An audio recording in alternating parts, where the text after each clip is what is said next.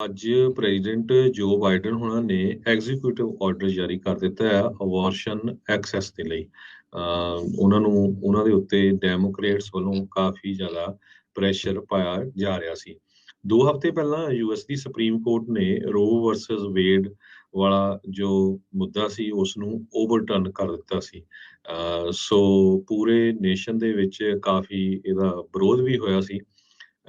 ਕਈ ਸਟੇਟਸ ਜਿਹੜੀਆਂ ਰਿਪਬਲਿਕਨਸ ਆ ਉਹਨਾਂ ਨੇ ਇਮੀਡੀਏਟਲੀ ਉਸ ਨੂੰ ਲਾਗੂ ਕਰ ਦਿੱਤਾ ਤੇ ਹੁਣ ਅੱਜ ਸਵੇਰੇ ਰੂਜ਼ਵੈਲਟ ਰੂਮ ਜੋ ਵਾਈਟ ਹਾਊਸ ਦੇ ਵਿੱਚ ਹੈਗਾ ਉੱਥੇ ਉਹਨਾਂ ਨੇ ਵਾਈਸ ਪ੍ਰੈਜ਼ੀਡੈਂਟ ਕਮਲਾ ਦੇਵੀ ਹੈਰਿਸ ਦੇ ਨਾਲ ਤੇ ਹੈਲਥ ਤੇ ਹਿਊਮਨ ਸਰਵਿਸਿਜ਼ ਦੇ ਸੈਕਟਰੀ ਜ਼ਾਵੀਅਰ ਬਸੇਰਾ ਜੋ ਸਾਡੀ ਕੈਲੀਫੋਰਨੀਆ ਸਟੇਟ ਤੋਂ ਹੈਗੇ ਆ, ਤਿੰਨਾਂ ਨੇ ਰਲ ਕੇ ਇਹ ਕਿਹਾ ਵੀ ਜੋ ਕੋਰਟ ਦਾ ਡਿਸੀਜਨ ਆ ਉਹ ਬਹੁਤ ਐਕਸਟ੍ਰੀਮ ਆ ਤੇ ਟੋਟਲੀ ਰੋਂਗ ਹੈਗਾ।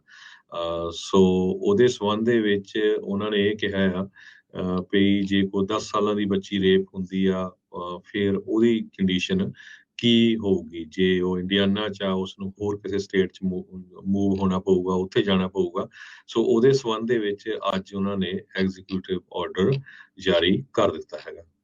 ਜੀ, ਸੋ ਕਹਿੰਦੇ ਵੀ ਇਸ ਦੇ ਨਾਲ ਅਬੋਰਸ਼ਨ ਐਕਸੈਸ ਇਹਨਾਂ ਲੋਕਾਂ ਨੂੰ ਜਿੰਨਾ ਤੁਸੀਂ ਜ਼ਿਕਰ ਕੀਤਾ ਵੀ ਉਹ ਜਿਹੜਾ ਉਹ ਦਿੱਤਾ ਜਾਊਗਾ ਤੇ ਦਬਾਅ ਇਹਨਾਂ ਦੇ ਉੱਤੇ ਬਹੁਤ ਸੀਗਾ। ਡੈਮੋਕ੍ਰੇਟਸ ਅਜੇ ਵੀ ਕਈ ਜਿਹੜੇ ਇਹਨਾਂ ਤੋਂ ਨਾਖੁਸ਼ ਹੈਗੇ ਆ।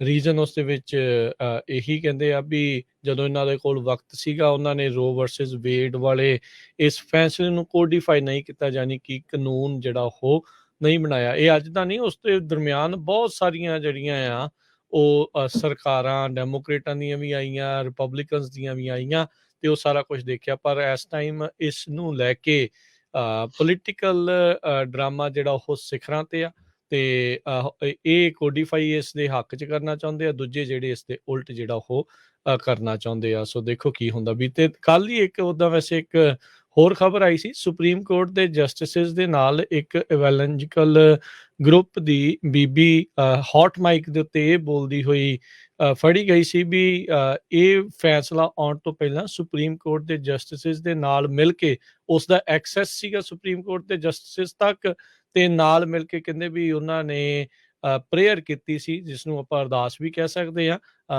ਕ੍ਰਿਸਚਨ ਜਿਹੜੇ ਆ ਉਹ ਰਵਾਇਤਾਂ ਦੇ ਅਨੁਸਾਰ। ਤੇ ਉਸ ਤੋਂ ਬਾਅਦ ਦੇ ਵਿੱਚ ਜਿਹੜਾ ਫੈਸਲਾ ਆਇਆ ਸੀ ਉਹ ਵੀ ਇੱਕ ਹੁਣ ਨਵਾਂ ਵਿਵਾਦ ਜਿਹੜਾ ਆ ਉਹ ਛਿੜਿਆ ਪਿਆ ਆ ਵੀ ਸੁਪਰੀਮ ਕੋਰਟ ਦੇ ਜਸਟਿਸਿਸ ਤੱਕ ਇਸ ਦੀ ਪਹੁੰਚ ਇਸ ਬੀਬੀ ਦੀ ਕਿੱਦਾਂ ਹੋਈ ਤੇ ਉਹ ਇਸ ਹਿਸਾਬ ਦੇ ਨਾਲ ਕਿੱਦਾਂ ਜਿਹੜਾ ਉਹ ਚੱਲ ਰਹੇ ਆ ਵੀ ਉਹ ਸੰਵਿਧਾਨ ਨੂੰ ਲੈ ਕੇ ਚੱਲਣਗੇ ਜਾਂ ਜਿਹੜਾ ਉਹ ਧਰਮ ਨੂੰ ਲੈ ਕੇ ਜਿਹੜਾ ਉਹ ਚੱਲਣਗੇ। ਸੋ ਇੱਕ ਨਵਾਂ ਮਸਲਾ ਜਿਹੜਾ ਆ ਉਹ ਹੋਰ ਹੁਣ ਖੜਾ ਹੋ ਰਿਹਾ ਆ। ਬਿਲਕੁਲ, ਇਸ ਸੰਬੰਧ ਦੇ ਵਿੱਚ ਪ੍ਰੈਜ਼ੀਡੈਂਟ ਬਾਈਡਨ ਨੇ ਆਪਣਾ ਪੋਲੀਟੀਕਲ ਮਾਈਲੇਜ ਲੈਣ ਦੀ ਵੀ ਕੋਸ਼ਿਸ਼ ਕੀਤੀ ਹੈ। ਉਹਨਾਂ ਨੇ ਕਿਹਾ ਹੈ ਕਿ ਜਿੰਨੀਆਂ ਵੀ ਲੇਡੀਜ਼ ਹੈਗੀਆਂ ਉਹਨਾਂ ਨੂੰ ਨਵੰਬਰ ਦੇ ਵਿੱਚ ਜਿਹੜੀ ਇਲੈਕਸ਼ਨ ਆਣੀ ਆ ਉਹ ਸਾਡਾ ਸਾਥ ਦਿਓ। ਤੇ ਦੂਸਰੇ ਪਾਸੇ ਐਲੋਨ ਮਸਕ ਆ, ਉਹਨਾਂ ਦੇ ਕੱਲ ਇੱਕ ਖਬਰ ਆਈ ਹੈ ਰਾਜਕਰਮਵੀਰ ਸਿੰਘ ਜੀ ਵੀ 2 ਨਿਆਣੇ ਹੋਰ ਲੱਭੇ ਆ ਵੀ ਕਿਸੇ ਉਹਨਾਂ ਦੀ ਹੀ ਕੰਪਨੀ 'ਚ CEO ਕੰਮ ਕਰਦੀ ਸੀ ਉਹਦੇ ਤੋਂ ਹੋਏ ਆ। ਸੋ ਟੋਟਲ ਐਲੋਨ ਮਸਕ ਦੇ ਅੱਜ ਦੀ ਡੇਟ 'ਚ 10 ਨਿਆਣੇ ਹੋ ਗਏ ਆ। ਸੋ ਸਰੋਤਿਆਂ ਨੂੰ ਦੱਸੀ ਜਾਈਏ, ਐਲੋਨ ਮਸਕ ਇਹ ਕਹਿੰਦਾ ਵੀ ਪੋਪੂਲੇਸ਼ਨ ਬੜੀ ਘਟ ਰਹੀ ਆ ਤੇ ਸਾਨੂੰ ਵੱਧ ਤੋਂ ਵੱਧ ਜਿਹੜੇ ਆ ਬੱਚੇ ਚਾਹੀਦੇ ਹੈਗੇ।